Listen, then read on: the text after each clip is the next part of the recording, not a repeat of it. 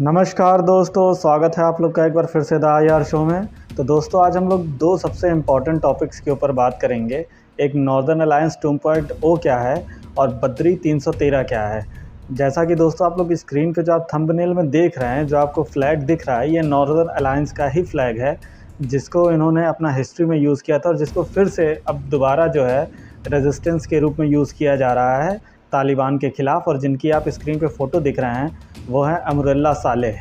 तो अमरुल्लाह सालेह जो हैं ये इस समय इन्होंने अपने आप को जो है प्रेसिडेंट घोषित कर दिया है, जिसको इन्होंने आधार ये बताया कि जो अफ़गानिस्तान का जो कॉन्स्टिट्यूशन है उसके अकॉर्डिंग अगर प्रेसिडेंट बाहर चले जाते हैं या वो अपने देश छोड़ के चले जाते हैं तो उस स्थिति में जो वाइस प्रेसिडेंट होगा वही प्रेसिडेंट बनेगा।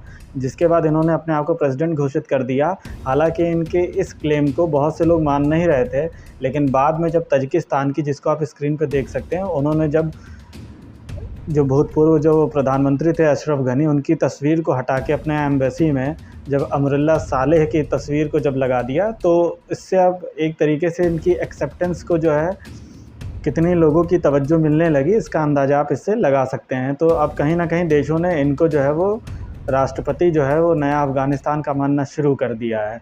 तो दरअसल दोस्तों हुआ ये कि अमरुल्लाह सालेह ने क्या किया कि पंजशीर जो जगह है वहाँ पे इन्होंने नॉर्दर्न अलायंस का जो 2.0 आप इसको कह सकते हैं वर्जन, क्योंकि नॉर्दर्न अलायंस इससे पहले भी बन चुका था, वहाँ इन्होंने मीटिंग की नॉर्दर्न अलायंस के लोगों के साथ, जिनकी आप तस्वीर देख सकते हैं इस समय, जो आपको सीधे फ्रंट पे दिख रहे हैं लेफ़्ट साइड में। वो आपको जो इनके भूतपूर्व जो नॉर्दर्न अलायंस के जो लीडर थे, जिनका नाम अहमद शाह मसूद है, उन्हीं के ये लड़के हैं अहमद मसूद, और इनके पिता को जो है लॉयन ऑफ पंजशीर भी कहा जाता था।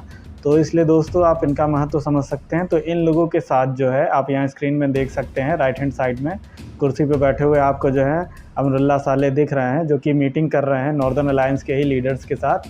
तो कहीं ना कहीं अब ये इस बात को बताता है कि अब आने वाले समय में हम लोग को अफ़गानिस्तान में सिविल वॉर देखने को मिल सकती है, क्योंकि अमरुल्लाह सालेह ने जो है वो तालिबान की सत्ता को स्वीकार करने से मना कर दिया है और अपने आप को वहाँ का नया राष्ट्रपति घोषित कर दिया है।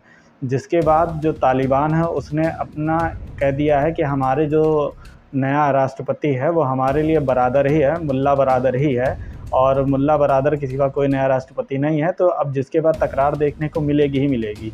तो दोस्तों आप लोग जो स्क्रीन पे समय जो देख रहे हैं रेड वाला एरिया, ये पहले जब 1996 में जब एक फॉर्म जो यूनियन एक फॉर्म हुई थी, एक तरीके से पूरा एक तरीके से ग्रुप जो फॉर्म हुआ था तालिबान के ख़िलाफ़, उसको आप देख सकते हैं। इसी को नॉर्दर्न अलायंस कहा जाता है, क्योंकि इसने नॉर्थ के एरिया में अफ़गानिस्तान में तालिबान को बढ़ने से रोक रखा था, तो इसीलिए इसको जो है नॉर्दर्न अलायंस कहते हैं। अब इसकी अगर एक थोड़ी सी ब्रीफ में बात कर लिया जाए तो बेसिकली जो इसमें जो मेन जो एथनिक जो ग्रुप इसमें शामिल था वो ताजिक था, जब 1996 में इसका गठन हुआ। लेकिन उसके बाद क्या हुआ कि बाद में इसमें और भी जो एथनिक ग्रुप थे जो कि तालिबान के ख़िलाफ़ थे वो इसमें शामिल हो गए, क्योंकि मेन जो तालिबान है उसमें पश्तूनों की संख्या ज़्यादा मानी जाती है। तो इसलिए इसमें क्या हुआ कि ताजिक जो थे उन्होंने जो है इनके ख़िलाफ़ जो है एक तरीके से विरोध का जो है बिगुल बजा दिया था, जिसके बाद इनको जो है समर्थन देने का काम जो नॉर्दर्न अलायंस था उसको, चाहे मिलिट्री इक्विपमेंट हो चाहे कोई फाइनेंशियल फंडिंग हो, ये सब देने का काम उस समय USA, टर्की, रशिया, इंडिया और कई देशों ने मिलकर किया था। तो अब देखना ये होगा कि अब जो ये दोबारा जो फॉर्म हुआ है इनका नॉर्दर्न अलायंस, उसको दोबारा इंडिया, रशिया और टर्की, USA वगैरह अगर साथ देते हैं कि नहीं देते हैं। वैसे इन्होंने अपना जो है वो प्रोटेस्ट का बिगुल जो है वो बजा दिया है फिर से तालिबान के ख़िलाफ़। साथ ही साथ दोस्तों अब भारत को इसमें साथ देने से दोस्तों फ़ायदा ये होगा कि जो वखान कॉरिडोर है जिसको आप देख सकते हैं यहाँ पे, वो पूरी तरीके से प्रोटेक्टेड रहेगा, जो कि आप जानते हैं कि कश्मीर के इलाके से जुड़ा हुआ है। तो भारत को इसमें अगर वो सपोर्ट करता है तो काफ़ी इसका फ़ायदा होगा। और बाकी जो पंजशीर जो जगह है उसको आप यहाँ देख सकते हैं, जो रेड डॉट में जो एरिया आपको दिख रहा है, तो इसकी इम्पोर्टेंस आप समझ सकते हैं कितनी ज़्यादा स्ट्रेटेजिक इम्पोर्टेंस है।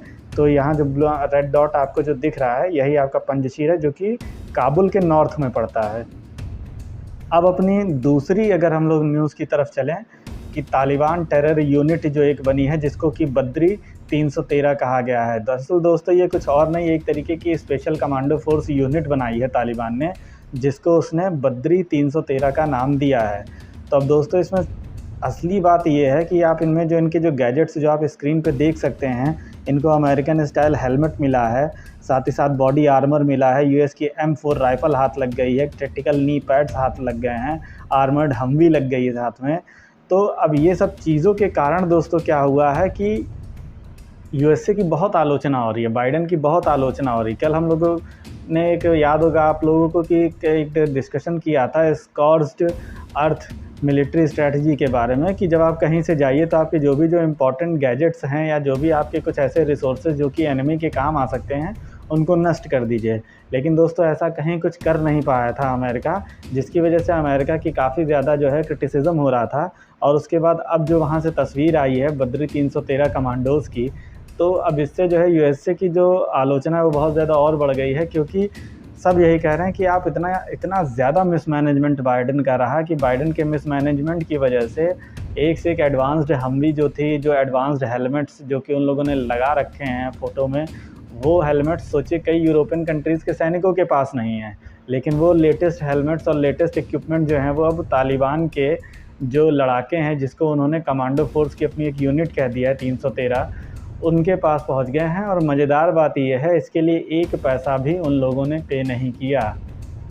यानी दोस्तों कि ये उनको बिना परचेज़ किए ही ये सारी चीज़ें मिल गई, और जिसके लिए अगर कोई बहुत ज़्यादा ज़िम्मेदार है तो वो कोई और नहीं बल्कि जो बाइडेन हैं वो खुद ज़िम्मेदार हैं। उनका इतना ज़्यादा मिसमैनेजमेंट रहा कि इनके अच्छे खासे रिसोर्सेज और अच्छे खासे मिलिट्री इक्विपमेंट को तालिबान को ऐसे ही सारी चीज़ें मिल गई जो कि वेल कंडीशन में हैं, जिनकी कंडीशंस बहुत अच्छी है। तो अब इसके बाद जो है वो बाइडेन के ऊपर बहुत ज़्यादा क्रिटिसिज्म होने लगा है, जिसकी वजह से अब उनका जो पॉपुलैरिटी का ग्राफ है वो भी गिर चुका है। जैसा कि आप यहाँ दोस्तों स्क्रीन में देख सकते हैं कि पहले जो उनकी पॉपुलैरिटी काफ़ी ज़्यादा होती थी, 60% के आसपास में होती थी, कि अफ़गानिस्तान को लेके जो उन्होंने कदम उठाया है वो सही है या नहीं। उसके बाद अब जब अगस्त में उनके दोबारा जो ग्राफ देखा गया वो काफ़ी डाउन हो गया है। अब लगभग 50% के अराउंड में लोग मान रहे हैं कि सही किया है, तो उनका ग्राफ भी अब काफ़ी ज़्यादा गिर रहा है, क्योंकि काफ़ी ज़्यादा मिसमैनेजमेंट कर दिया है। और इस चीज़ को लेके पूरी यूनिटी देखने को मिल रही है अमेरिकन मीडिया में, अमेरिकन हाउस में। तो दोस्तों ये जो चीज़ें हो रही हैं, अब इसके बाद देखिए आने वाले समय में एक सिविल वॉर होना अफ़गानिस्तान में निश्चित है। क्योंकि यहाँ आप स्क्रीन में भी जैसा देख सकते हैं राइट हैंड साइड पे, जहाँ आपका पहले का जो है अफ़गानिस्तान का जो मैप है, जिसको कि अमरुल्लाह सालेह जो है इसको अभी अपना बता रहे हैं झंडा वहाँ का अफ़गानिस्तान का।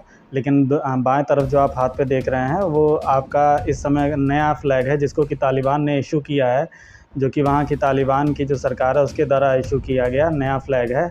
और इनके जो नए जो राष्ट्रपति हैं जिसको तालिबान मानता है, वो जो है बरादर है, मुल्ला बरादर। और इन्होंने ही जो अपनी एक नई कमांडो फोर्स बनाई है उसी को बद्री 313 कहा है, ताकि इनको वर्ल्ड की रिकग्निशन मिल सके कि हम भी एक सोफिस्टिकेटेड मॉडर्न सिविलाइज्ड वर्ल्ड में जैसी फोर्सेस हैं वैसे ही हमारी भी फोर्सेस है। लेकिन अब इनको चुनौती देने का काम कर रहे हैं अमरुल्लाह सालेह, जो कि अब एकमात्र आप कह सकते हैं अफ़गानिस्तान के और विश्व की एक उम्मीद की जो किरण है वो अब यही बचे हुए हैं। क्योंकि नॉर्दर्न अलायंस ने पहले भी अफ़गानिस्तान में तालिबान को रोका था और तालिबान को काफ़ी इन्होंने शिकस्त दी है, और ये फिर से जो है इनको हरा सकते हैं। इसलिए अब सारा दारोमदार जो है ये अमरुल्लाह सालेह और नॉर्दर्न अलायंस की एक्टिविटी पे डिपेंड करेगा, और किस तरीके से और जो देश हैं वो उनको किस तरीके से सपोर्ट करते हैं इस पे डिपेंड करेगा। आशा करता हूँ दोस्तों मैंने आज आपको जो भी टॉपिक्स बताए, चाहे वो नॉर्दर्न अलायंस हो चाहे बद्री 313, वो दोनों आपको समझ में आए होंगे। वीडियो अच्छा लगा हो तो प्लीज़ दोस्तों लाइक करें, चैनल को सब्सक्राइब करें जिन्होंने सब्सक्राइब ना किया, और दूसरों के साथ ज़्यादा से ज़्यादा शेयर करें ताकि ज़्यादा से ज़्यादा लोग चैनल से जुड़ें। थैंक यू दोस्तों, thank you for watching the video. जय हिंद, जय भारत।